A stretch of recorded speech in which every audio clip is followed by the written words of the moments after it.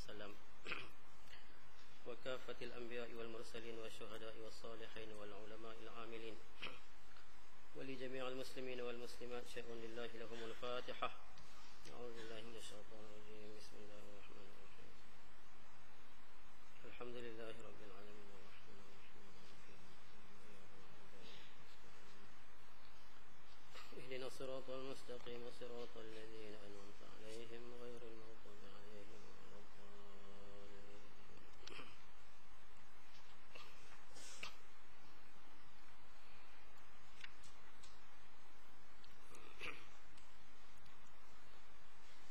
بسم الله الرحمن الرحيم.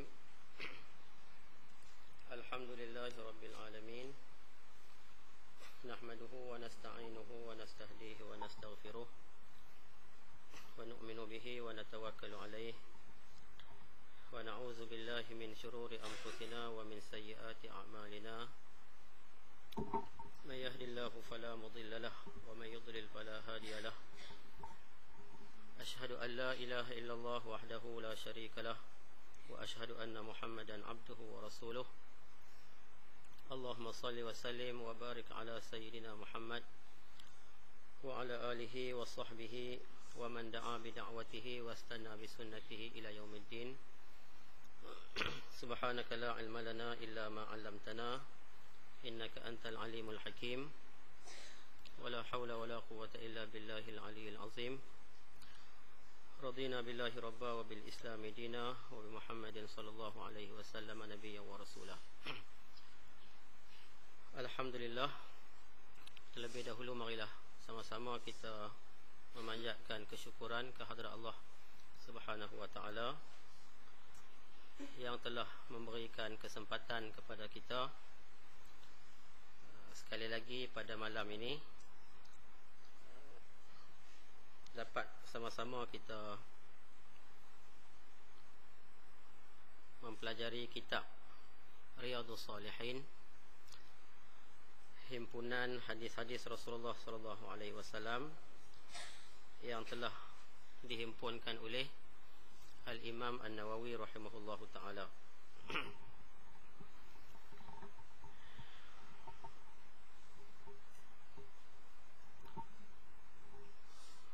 InsyaAllah kita akan menyambung hadis yang keempat dalam bab hifzus sirri.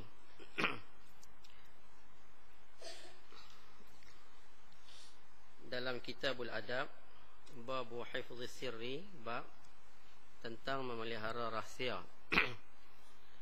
Yang mana pada 2 minggu yang lalu kita telah membaca hadis pertama, kedua dan ketiga. Hadis yang terakhir berkenaan dengan rahsia yang dibisikkan oleh Sayyidatuna Fatimah radhiyallahu taala anha, puteri baginda Rasulullah sallallahu alaihi wasallam, yang menjadi rahsia antara beliau dengan baginda Rasulullah sallallahu alaihi wasallam sehinggalah baginda wafat. Rahsia tadi sudah dianggap tidak rahsia lagi, maka diceritakanlah rahsia tersebut kepada Sayyidatuna Aisyah Ummul Mukminin radhiyallahu taala anha berkenaan dengan berita gembira kepada Sayyidatuna Fatimah yang Nabi beritahu kepada dia bahawa Fatimah akan menjadi Sayyidatul Mukminin ataupun Sayyidatun Nisa'i hazihil ummah, menjadi penghulu kepada umat ini. Dalam tajuk ni kita ada 4 buah hadis. InsyaAllah kita akan melihat kepada hadis yang keempat, yang terakhir, sebelum kita buat kesimpulan daripada tajuk yang sama-sama kita bincangkan ini. Jadi hadis yang keempat, wa an Sabitin an Anas radhiyallahu ta'ala anhu qala ata alayya Rasulullah sallallahu alaihi wasallam wa ana al'abu ma'al ghilman فسلم علينا فبعثني في حاجة فأبطأت على أمي فلما جئت قالت ما حبسك فقلت بعثني رسول الله صلى الله عليه وسلم لحاجة قالت ما حاجته قلت إنها سر قالت لا تخبرن بسر رسول الله صلى الله عليه وسلم أحدا قال أنس الراوي هذا الحديث والله لو حدثت به أحدا لحدثتك به يا ثابت رواه مسلم وروى البخاري بعضه مختصرا. Hadis yang kita baca sekarang adalah riwayat daripada Sabit daripada Sayyiduna Anas Ibnu Malik radhiyallahu taala anhu, khadimu Rasulullah sallallahu alaihi wasallam. Kisah beliau pergi ke rumah Nabi sallallahu alaihi wasallam. Kisah beliau didatangi oleh Rasulullah sallallahu alaihi wasallam. Anas bin Malik ni seperti mana yang kita tahu, dia telah berkhidmat dengan Nabi selama 10 tahun. Mak dia tak ada apa nak serah kepada Rasulullah ketika baginda hijrah ke Madinah. Ada yang pelawar Nabi duduk di rumah, ada sahabat yang bagi kambing, ada yang beri tamar. Maka mak Anas tak tahu nak bagi apa kepada Rasulullah sallallahu alaihi wasallam. Yang ada kepada dia adalah Anas, anak dia. Maka dia bawalah Anas ni berjumpa dengan Nabi sallallahu alaihi wasallam. Maka diserahkanlah Anas untuk berkhidmat dengan Nabi sallallahu alaihi wasallam. Jadi Anas ni dia duduk dengan Nabi, sebab itu kita tengok cerita dia banyak berkenaan dengan rumah tangga Nabi, walaupun dia bukan di kalangan keluarga Nabi. Kalau Sayyidatuna Aisyah kita tahulah isteri Nabi, Sayyidina Ali sepupu Nabi. Tapi Anas bin Malik dia bukan di kalangan keluarga, tetapi dia menjadi khadam. Sebab itu kita tengok riwayat dia banyak berkenaan dengan dia dengan Rasulullah di rumah Rasulullah sallallahu alaihi wasallam. Ada siapa nama Anas di sini? Ada. Ada seorang diri hat. Dia kenal hat Anas. Nama bagus kan? Orang lain kan suka pun nama Anas. Nama Johan. Nama macam-macam lah depa tahu kan. Jin lah apa lah. Jadi kata Anas, dia cerita, Ata alayya Rasulullah sallallahu alaihi wasallam wa ana al'abu ma'al ghilman. Telah datang kepada aku oleh Rasulullah sallallahu alaihi wasallam sedang bermain dengan kanak-kanak yang lain. Tengah main, tiba-tiba Nabi lintah. Kalau orang Arab ni main apa? Main pedang, main panah. Kalau kita main apa? Main bola, main sepak takraw, main goli. Jadi tak tahulah dia main apa, tapi dia cerita dia sedang bermain, main ciligan ke, kita tak tahulah, tak disebutkan secara jelas, tapi dia tengah main. Cuma kalau kita tengok orang Arab main ni main kuda, main jenis-jenis itulah. Berbeza dengan permainan kita. Jadi Anas cerita dia tengah bermain dengan kanak-kanak yang sebaya dengan dia. Nabi lintah, fasallama alaina. Maka Nabi beri salam kepada kami. Lepas tengah main, Nabi bagi salam, Assalamualaikum, kepada kanak-kanak tadi. Sampai di situ maknanya ke akhlak baginda Rasulullah sallallahu alaihi wasallam. Walaupun terhadap kanak-kanak, baginda akan beri salam. Bukan saya kata Nabi adalah sayyidul awwalin wal akhirin, makhluk yang paling mulia di atas muka bumi. Bahkan seluruh makhluk di langit dan di bumi, yang paling mulia adalah Rasulullah sallallahu alaihi wasallam. Tapi walaupun jumpa budak-budak, Nabi bagi salam. Maknanya catatan kepada kita abang-abang Nabi 6 ke Nabi 5 ke, baru Nabi 5 atau Nabi 6, jumpa adik-adik buat hidung tinggi lah, buat tak kenal budak-budak. Tapi Nabi, walaupun budak-budak, Nabi bagi salam. Dengan kedudukan Nabi itu melebihi daripada presiden, perdana menteri, menteri besar. Pangkat Rasul itu adalah lebih tinggi, tapi Nabi tetap menyapa terhadap kanak-kanak. bagi salam assalamualaikum dan sebagainya. Jadi kata Anas, Nabi bagi salam kepada mereka, fa ba'asani fi hajatin.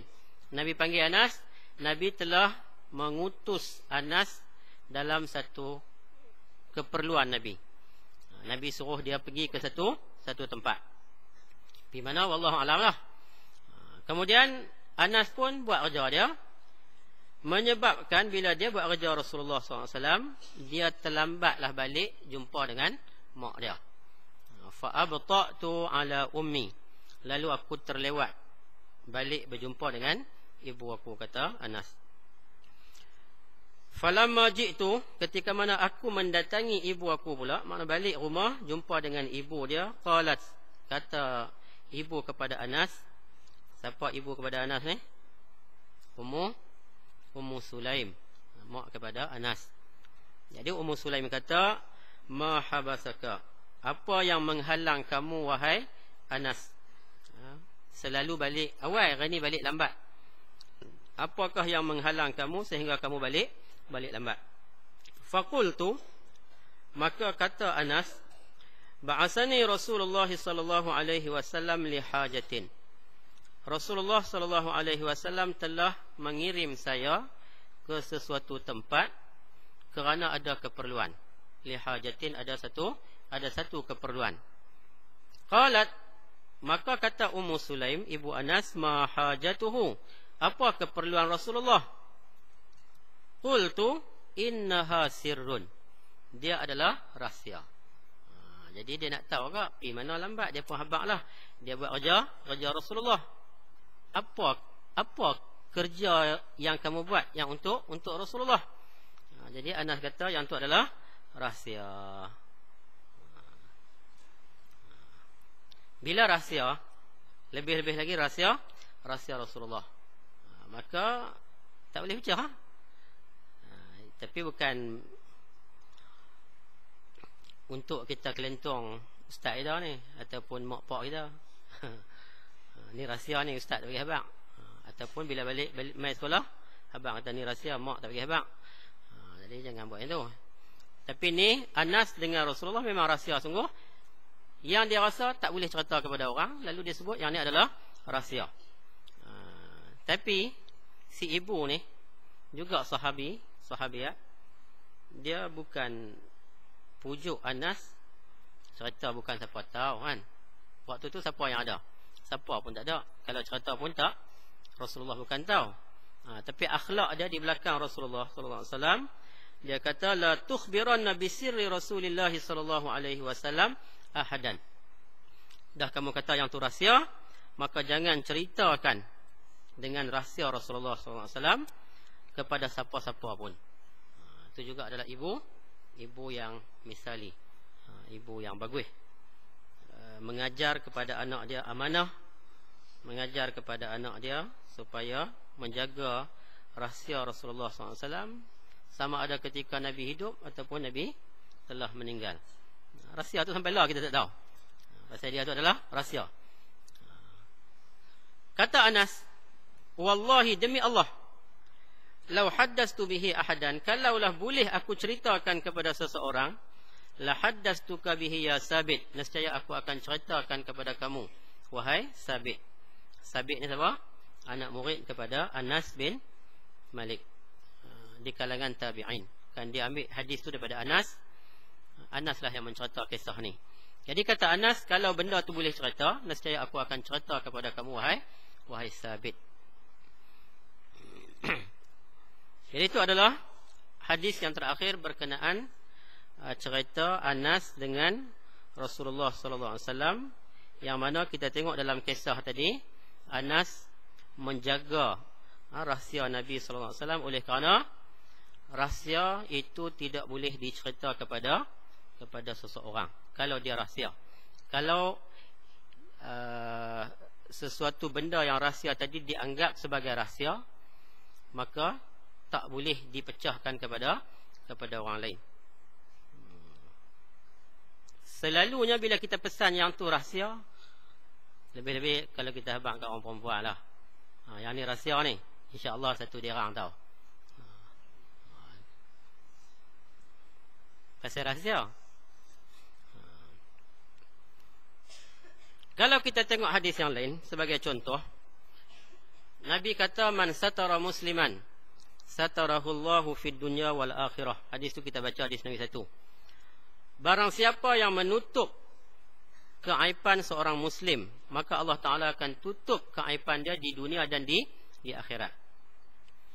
Maknanya apabila kita tahu sesuatu rahsia yang telah terjadi kepada sahabat kita, kawan kita, dia pernah buat maksiat.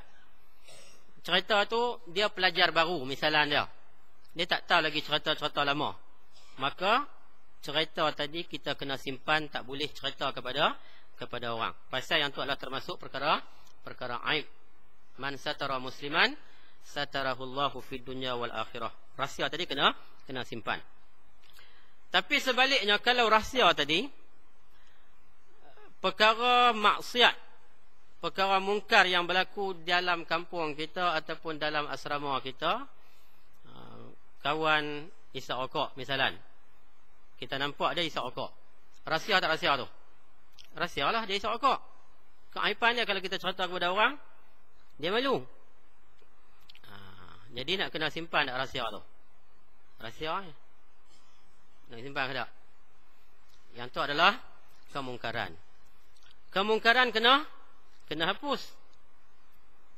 Maknanya kita dengan dia bagi nasihat. Jangan isap rokok. Ikan pun tak isap rokok. Mula-mula dia isap juga. Sila isap rokok jika nak mampus. Nak isap rokok. Tapi oleh kerana maksiat kita tak boleh simpan. Kita kena selesaikan kemungkaran tadi. Kalau perlu buat laporan kepada guru, kena buat laporan. Yang tu tak termasuk rahsia. Rahsia yang mungkar, yang kemungkaran tadi mesti kita hapus. Yang tu kena lapor kepada orang yang boleh menghilangkan kemungkaran tadi. Tapi kalau dah cerita dia dah setahun 2 tahun dia pun bertaubat dah, tak isap rokok dah, orang tak tahu kata dia ni dulu penghisap rokok, maka yang tu kita kena simpan rahsia dia. Jadi rahsia tu kalau kita simpan, keaiban dia kita tak cerita kepada orang. Nabi kata apa? Man satara musliman satarahullahu fid dunya wal akhirah. Orang yang menutup keaiban saudara dia, maka Allah Taala akan tutup keaiban dia di dunia dan di akhirat. Adapun masalah menghilangkan kemungkaran yang berlaku, kita kena hilangkan kemungkaran. Tak boleh anggap kata yang tu rahsia. Kalau kita tengok lebih jauh apa yang berlaku di kalangan para ulama kita sebagai misal, nak ada satu ilmu al-jarh wa ta'dil. Barangkali adik-adik tak tercapai kalau kita cerita pun. Senawi 5, senawi 6 barangkali boleh tangkap. Ada kita mengaji mustalah hadis, kita nak kenal perawi tu siqah tak siqah, kan? Dia ni kuat hafalan, dia tak kuat hafalan. Ulama terpaksa menyebut kecatatan yang ada kepada dia ni. Misalnya perawi ni suka lena dalam majlis, kena sebut ni. Hafalan dia tak kuat, kena sebut hafalan dia tak kuat, supaya ulama boleh menilai sanad hadis tadi. Rantaian hadis tu boleh dihukum perawi ni kuat tak kuat, sehingga riwayat dia diambil kira. Maknanya yang tu bukan rahsia, yang tu kita terpaksa sebut oleh kerana nak menjaga kemaslahatan umum. Jadi daripada 4 hadis yang kita baca, insya-Allah kita dapat sedikit sebanyak pengajaran, iaitu berkenaan dengan rahsia seseorang itu kita kena simpan dia kalau dia merupakan keaiban. Nanti Allah Ta'ala juga akan simpan rahsia kita. Melainkan, kita ulang sekali lagi, perkara yang bersangkut paut dengan maksiat, kemungkaran, yang kita kena dedah, kita kena dedah. Yang tu bukan sebagai rahsia, kerana menjaga kemaslahatan umum. Babul wafa'i bil ahdi wa injazil wa'di. Bab yang seterusnya berkenaan dengan al-wafa'u bil ahdi, menunaikan janji. Injazul wa'di kurang makna, lebih kurang juga makna menunaikan janji.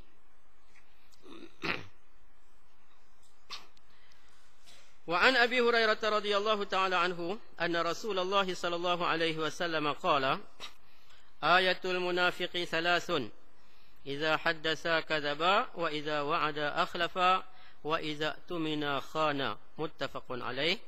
Zada fi riwayatin li Muslim wa in shama wa shalla wa za'ama annahu muslimun. Riwayat daripada Abu Hurairah radhiyallahu taala anhu bahwasanya baginda Rasulullah sallallahu alaihi wasallam telah bersabda, tanda al-munafiq, orang yang munafik itu ada 3. Hadis ni ada dalam kitab Asnawi, dalam kitab darjah 4, darjah 5. Maknanya kita dah hafal dah, kita dah faham dah. Sekarang pun kita ulang lagi. Tanda munafik tu ada 3. Makna nifaq, nifaq tu makna dia menyalahi perkara yang batin dengan perkara yang luar. Maksudnya apa? Dalam hati dia macam lain, luar dia adalah macam lain. Itu munafik. Dalam hati dia tak mau kepada Islam, tapi penampilan dia macam orang Islam. Yang itu adalah munafik. Kalau kita tengok munafik ataupun nifaq ini ada dua cabang, 2 bahagian. Satu kita panggil nifaq al-kufri, nifaq yang kufur. Nifaq yang kufur itulah yang Allah Ta'ala cerita dalam permulaan surah Al-Baqarah. Ada 13 ayat. Cuba kalau kita tengok, setelah Alif Lam Mim ada 5 ayat berkenaan dengan orang-orang al-muttaqin. Kemudian ada 2 ayat tentang orang kafirin. Kemudian ada 13 ayat tentang al-munafiqin. Maknanya sifat orang munafik yang diceritakan dalam surah Al-Baqarah yang ada 13 ayat itu berkenaan dengan munafik yang membawa kepada kekafiran. Yang itulah yang Allah Ta'ala kata kekal dalam neraka. Innal munafiqina fid darkil asfali minan nar. Orang munafik itu akan kekal di dalam api neraka. Bahkan duduk dia adalah bawah daripada orang-orang lain. Orang kafir sendiri pun munafik lebih bawah dalam neraka. Jadi Nabi sebut di sini tanda-tanda munafik. Di sini kata ulama dia adalah nifaqul amal. Maknanya amalan-amalan yang sebagai tanda kepada orang tersebut sebagai munafik. Tetapi bukanlah maknanya dia bukan orang Islam. Kalau kita tengok, antara sifat munafik itu adalah bila cakap bohong. Betul tak bila kita bohong masuk neraka? Adakah bohong duduk dalam neraka pasal orang munafik? Maknanya orang Islam bohong. Ada orang Islam bohong? Ya, bukan cakap bohong, mohong. Mohong tu makna lebih dahsyat daripada bohong. Maknanya orang Islam pun bohong. Nanti kita tengok menyalahi janji. Orang Islam pun menyalahi janji. Maknanya orang Islam yang ada ciri-ciri kemunafikan. Jadi sebab itu ulama kata nifaqul amal. Ini berkenaan dengan amalan yang menjadi tanda kepada seseorang itu munafik. Berbeza dengan ayat 13 ayat dalam surah Al-Baqarah tu. Maknanya yang tu berkenaan dengan orang tu dia menzahirkan keislaman dia, sedangkan hati dia tak Islam. Yang tu juga munafik. Tapi orang yang bohong ni, dia ada ciri-ciri nifaq dalam amalan dia, yang kita panggil sebagai nifaqul amal. Jadi tanda al-munafik itu ada 3. Iza haddasa kadzaba, bila dia bercakap dia bohong. Itu yang pertama. Bila cakap dia bohong. Kecuali bohong yang dibolehkan. Kecuali bohong yang dibolehkan. Bohong yang dibolehkan ini ada 2. Satu, li islahi zatil bain, kerana nak memperdamaikan antara 2 orang yang berkelahi. Soleh pihak dekat Ahmad, sedangkan lepa Soleh ni kelahi dengan Masluh. Ahmad orang tengah. Ahmad kata kepada Masluh, wahai Masluh, Ahmad kirim salam. Dia bohong. Tapi bohong tu adalah dibolehkan pasal nak mendamaikan antara dua orang. Macam tu juga bohong terhadap orang yang berpoligami. Maknanya kerana nak mendamaikan juga. Orang yang ada 2 bini, 3 bini, masing-masing bini dia tanya, sayang kat saya ke? Sayang kat dia. Kita sebagai lelaki, oh sayang kat adik lah. Tak gipi kat bini kedua tanya, saya ke dia? Hui, kamu lah, mana ada 2 yang kedua di dunia ni. Pi bini ketiga? Bini ketiga pun tanya, dia pun kata lah, di dunia ni kamulah yang paling saya sayang. Semua dia jawab, dia paling sayang. Sedangkan tak tahulah siapa di kalangan mereka. Jadi yang tu termasuk islahi zatil bain. Kerana nak ketenangan rumah tangga, cakap tadi dibolehkan walaupun ada unsur dusta. Yang kedua, wa iza wa'ada akhlafa, bila dia janji, dia menyalahi janji dia. Menyalahi janji. Dan yang ketiga, wa iza tumina khana, apabila dia diberi sesuatu amanah, khana dia khianat. Kata Imam Al-Ghazali rahimahullahu ta'ala, kita kenal siapa Imam Ghazali? Kita kenal, no? Siapa Imam Ghazali? Dia nama apa? Dia nama apa? Muhammad bin Muhammad Al-Ghazali. Dia Imam Al-Ghazali ni dia pakar bidang apa? Bidang tasawuf, lebih masyhur lah. Fiqh pun dia alim. Hadis pun Imam Ghazali alim, tapi dia lebih kelihatan di bidang tasawuf. Kata Imam Al-Ghazali menghuraikan makna hadis ni. Huraian Imam Al-Ghazali ni menarik. Menarik liman kana lahu qalbun. Bagi orang yang ada hati. Orang yang tak ada hati dia tak menarik apa.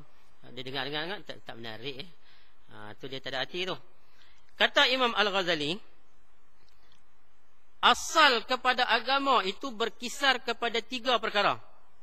Qaulun wa amalun wa niyatun. Itu mukadimah, tak faham asas kepada agama ni kalau kita tengok dia ada qaulun, amal dan niat. Kita doa, tu imam sudah doa, Allahumma inna nas'alukal jannata wa ma yuqarribu ilaiha min qaulin wa amalin wa niyatin wa i'tiqad. Ada 4 benda. Niat dan i'tiqad sekali lah tu. Maknanya minta Allah Ta'ala beri kepada kita syurga, dan apa yang membawa kepada syurga tadi sama ada perkataan, perbuatan dan niat. Pasal 3 itulah yang menjadi asas dalam kehidupan beragama kita. Kalau kita tengok, bila Nabi sebut 3 ciri ni, sebenarnya mewakili qaulun wa amalun wa niyatun. Ajib kajian Imam Al-Ghazali. Kita tengok Al-kizbu iza haddasa kazaba, bila dia cakap dia bohong. Dan tu berkenaan dengan qaulun. Maknanya tak betul. Cakap dia tak betul. Orang munafik tu maknanya hak betul itu dia tak buat. Dia buat yang tak betul. Haddasa kazaba, dia cakap dia bohong. Yang tu mewakili kepada qaulun. Kemudian fi'lun pula, apabila dia diberi amanah dia khianat. Maknanya rosak perbuatan dia kerana khianat. Bila orang bagi sesuatu perkara kepada dia sebagai tugasan, dia khianat. Yang tu mewakili fi'lun. Qaulun, fi'lun. Dan yang ketiganya niat. Niat ni wa iza wa'ada akhlafa, apabila dia janji dia menyalahi janji dia. Janji ni maknanya benda yang ada dalam hati. Kita meluahkan janji. Siapa sokong saya akan tolong dia. Siapa pangkah saya, sekolah agama ni saya tolong.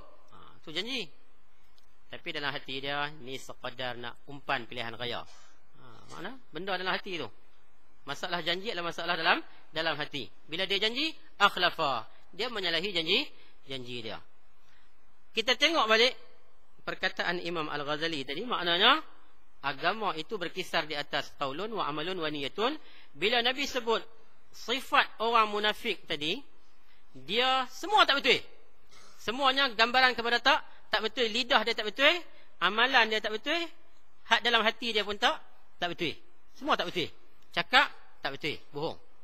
Berjanji menyalahi, tak betul. Orang bagi apa-apa amanah, dia khianat, tak betul.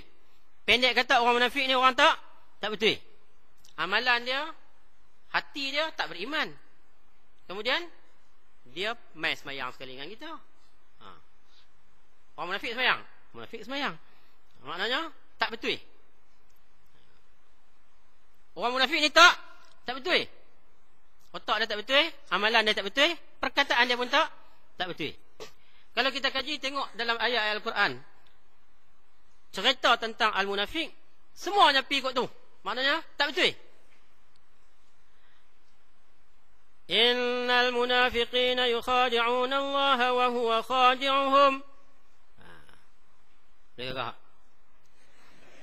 Sesungguhnya orang-orang munafik itu mereka tipu Allah. Mereka kata mereka beriman, tapi hati mereka tak beriman. Wa idza qamu ila salati qamu kusala. Apabila mereka bangkit nak melaksanakan solat, qamu kusala, mereka bangkit dalam keadaan malas. Mereka bukan nak sembahyang pun. Tapi dah orang ramai mereka tengok, dia pun mai sembahyang ke. Qamu kusala, ni saf ni dah dua dah. Mereka duk sembang dalam bilik ayat. Imam nak bagi salam lah. Tu ciri-ciri munafik. Ada seorang pelajar Senawi 1, tapi pasal rahsia kita tak sebut nama dia. Lari Tok Iman duduk tahiyat akhirat. Lari, duduk tahiyat. Kita kata kotlah ni sekolah yang ada pelajar ibtidai, kot. Tak ada lah cerita-cerita nak bohong sama mereka tu. Bohong sama mereka kita ni. Lari dari sana, main duduk, terus tahiyat. Qamu ila salati qamu kusala. Patutnya benda tu tak ada lah. Pasal ni Senawi, bukan ibtidai. Ibtidai pun patutnya tak ada lah kan. Tapi nak cerita macam tu lah. Qamu ila salati qamu kusala, tak betul. Orang munafik ni tak betul. Mai semayang pun dia semayang dalam keadaan malas. Yura'unan nas. Tu ayat seterusnya, yura'unan nas. Kalau semayang juga pun kerana riak. Pasal orang tengok. Dia pun semayang. Kalau semayang sunat panjangnya, jadi imam pun panjang-panjang. Tapi kalau semayang zuhur seorang-seorang, pasal-pasal 5 minit habis. Aku ni ambil lesen lama dah buat semayang ni, 4 minit habis selesai. Tapi kalau dia jadi imam, Masya Allah, dia baca yang panjang-panjang tu, supaya orang kata dia hafal Quran banyak ni. Kamu nak sembahyang panjang, kamu sembahyang sunat panjang-panjang. Tapi kalau kamu jadi imam, kamu meraihkan jemaah kamu, ada ibtidai, ada Senawi 6, ada orang tua-tua, ramai orang tua-tua yang lutut tak kuat ni. Ramai. Jadi penampilan al-munafik macam tu, makna tak betul. Dia semayang pun yura'unan nas, kerana nak riak. Wala yazkurunallaha illa qalila. Kalau berzikir pun sikit saja. Yang anda nak sebutnya ialah, kalau kita baca ayat Al-Quran dalam tempat-tempat yang macam-macam Allah Ta'ala sebut, semuanya nak cerita orang munafik ni adalah orang yang berlakon. Dia adalah berlakon. Tak betul dalam hati dia macam lain, penampilan dia macam lain. Itu yang Nabi gambarkan, iza hadasa kazaba, wa iza wa'ada akhlafa, wa iza tumina khana.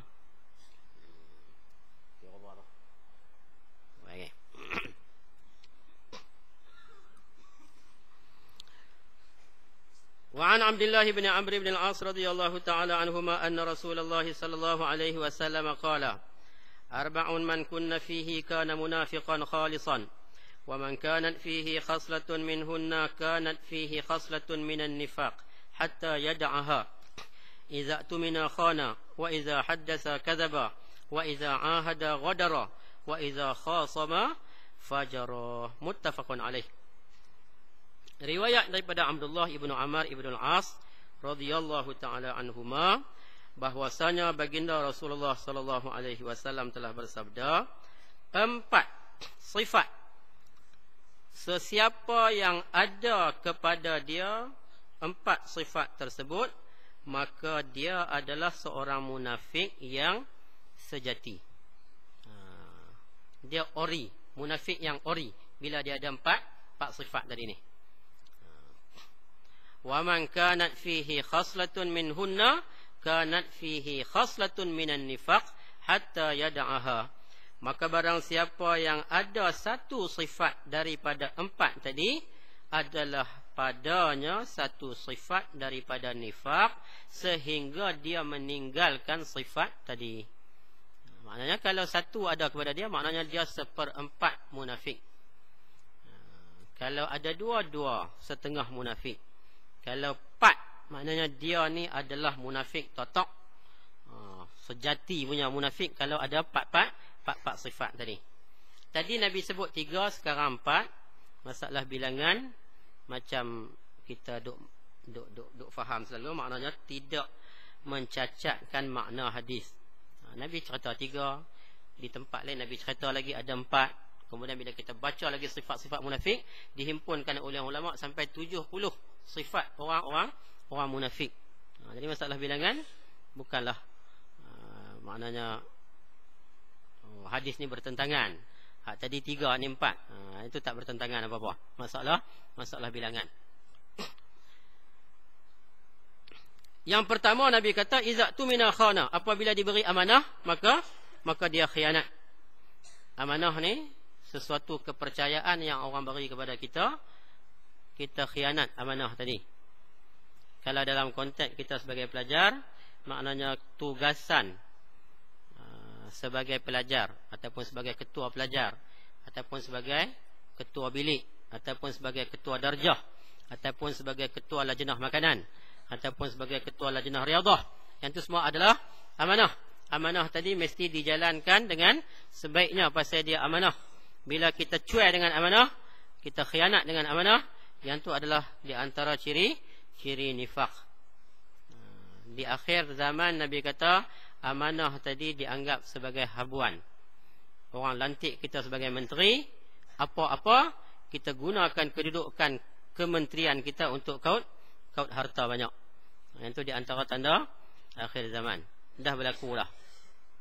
Iza tumina khana, beri amanah maka dia khianat.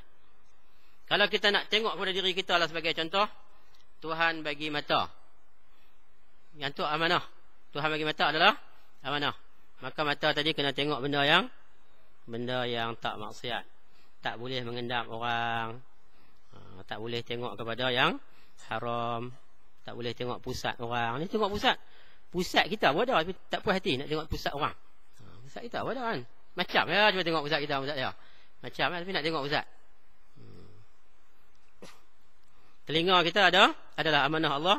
Dia kena buat benda yang Allah Ta'ala redha. Bila kita guna kot lain, maknanya kita telah khianat dengan pemberian Allah. Macam itulah kaki kita, tangan kita, segala-galanya. Bila Allah beri amanah, berbentuk tugasan, pinjaman, semua itu adalah amanah, kita kena tunai. Bila kita tak tunai, maknanya kita telah khianat. Bila kita khianat, maknanya kita ada ciri nifaq, ciri munafik. Wa iza haddasa kadzaba, apabila dia bercakap dia bohong. Cakap dia bohong.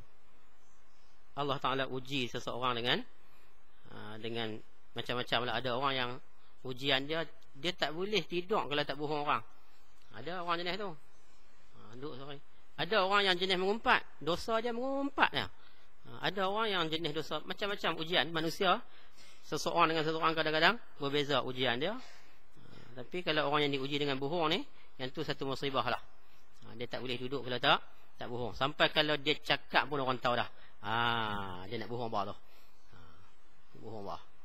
Pasal selalu bohong kan. Wa iza ahada ghadara, apabila dia buat perjanjian, ghadara dia khianat perjanjian tadi. Yang ni ikut yang tambah. Yang ketiga. Wa iza ahada ghadara, apabila ada perjanjian dia khianat perjanjian dia. Ghadara ni maknanya apa dalam tafsir di sini? Ghadara ni maknanya dia membatalkan perkara yang dia telah sepakat dengan orang lain. Itu makna ghadara.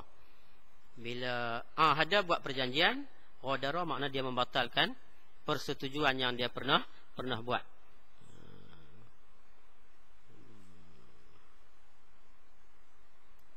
sama ada perjanjian tadi seorang dengan seorang, ataupun seorang dengan ramai, ataupun kumpulan dengan kumpulan.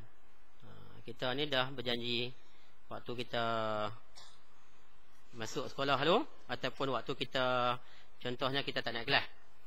Bila kita tak naik kelas, boleh merayu. Dia orang ni dia ada satu masa boleh buat rayuan naik kelas. Sekolah lain tak ada. Buat rayuan naik kelas, dalam bila nak naik kelas tu dia pun buatlah ayat-ayat cinta kepada ketua lajnah imtihan. Saya dah berjanji nak mengaji sungguh apa semua. Panjanglah cerita dia. Maknanya dia kena tunailah janji dia bila masuk dalam kelas, dia taklah lena dalam kelas. Tu kalau makna dia lena, dia telah khianat. Dia telah batalkan perjanjian dia tadi ni. Dia bersungguh-sungguh dan sebagainya lah. Macam tu juga perjanjian kalau kerajaan dengan kerajaan, orang dengan orang. Kalau dalam contoh kita ni, perjanjian royalty tahun berapa? Tahun 1974. Perjanjian antara Petronas dengan kerajaan negeri Kelantan. Kerajaan negeri Kelantan nak bagi royalty, tapi tak bagi. Yang tu ada termasuk dalam ada Ghadarah, khianat janji. Termasuk ciri nifaq, munafiqin. Wa idza khasama fajara. Yang keempat, bila dia bertengkar di hadapan hakim ke, di hadapan orang yang buat hukuman, ataupun tak ada hakim. Hak tu lagi clear. Kalau tak ada hakim, pengadil tak ada, bertengkar sakan. Fajara, dia nak menang. Fajara ni maksudnya dia nak menang walaupun dia salah. Dihurai makna di sini. Fajara tu maknanya balagha fil khusumah, dia akan pulun bertengkar, dan dalam pertengkaran tadi dia lari daripada kebenaran. Walaupun dia salah, dia tetap kata dia betul. Tu ciri munafik. Bertengkar bukan nak cari kebenaran, bertengkar nak cari kemenangan. Jadi susah kalau kita berdepan dengan orang yang nak bertengkar, nak cari kebenaran, kemenangan. Macam ada dua orang lepa nak pergi cari burung. Nak pergi cari burung di sawah bendang. Pi. Nampak burung. Tapi kawan dia kata, yang tu bukan burung, yang tu lembu. Dia ni kata burung. Dalil dia pertama, yang kedua, yang ketiga, tu burung. Lepas kuih dekat. Dia ni kata yang tu adalah lembu. Ni dalil dia. Kalau lembu dia bertegak. Burung, dia ni kata burung, dia ni kata lembu. Sampai nak bertumbuk akhirnya jom kita pergi dekat tengok. Ambil batu baling. Terbang. Aku kata dah burung. Aku kata tu lembu. Tu terbang tu. Aku tak kira terbang tak terbang, yang tu aku kata lembu. Bertengkar pasal nak menang. Kalau dengan orang Pakistan lagi teruk. Ni kita tulis baju kita, nama kita ni. Contoh ada Mukhtar, kita tulis. Kita kata awak ambil baju saya ni. Dia kata dia beli. Tu ada nama, ada tulis tu. Dia kata waktu saya beli memang ada tulis dah. Itu orang Pakistan. Sini ada orang keturunan Pakistan. Tapi bukan semua orang Pakistan, sebahagian Pakistan dia. Jadi khulasah dia, orang munafik ni dia ada 4, ada 5 ciri. Yang kesemuanya adalah menggambarkan ciri-ciri munafik itu adalah menampilkan perbuatan yang menyalahi apa yang ada di dalam hati dia. Kita tengok hadis pertama macam tu. Hadis kedua pun Nabi kata ada 4 ciri. Siapa yang ada keempat-empat tu, dia adalah munafik yang sejati. Jadi mudah-mudahan kita selamat daripada sifat-sifat tersebut. Oleh kerana sifat munafik, sifat nifaq itu boleh membahayakan keselamatan negara. Bukan keselamatan kampung lah. Dia boleh menyebabkan keselamatan negara. Pasal orang yang berlakon sebagai seorang Islam, sebagai orang Muslim, tapi hati dia cukup benci kepada Islam. Bismillah ni. Ada itu. Ada jam itu. Jadi insya-Allah mudah-mudahan ada manfaat daripada dia. Yang baik daripada Allah. Salah silap itu adalah kelemahan daripada diri saya. Wallahu a'lam bissawab. Bismillahirrahmanirrahim. Alhamdulillahirabbil alamin. Wabihi nasta'in wassalatu wassalamu ala asyrafil anbiya'i wal mursalin wa ala alihi washabbihi ajma'in. Allahumma anfa'na bima 'allamtana wa 'allimna minhu ma jahilna wa dhakkirna minhu ma nasina. Allahumma arzuqna fahman nabiyyin wa hifdzal mursalin wa ilhamal malaikatil muqarrabin wa hdina bi hidayatil 'arifin. Allahumma astur 'uyubana wa 'uyuba mu'allimina 'anna wa la tuzhib barakata 'ulumihim 'anna ya arhamar rahimin.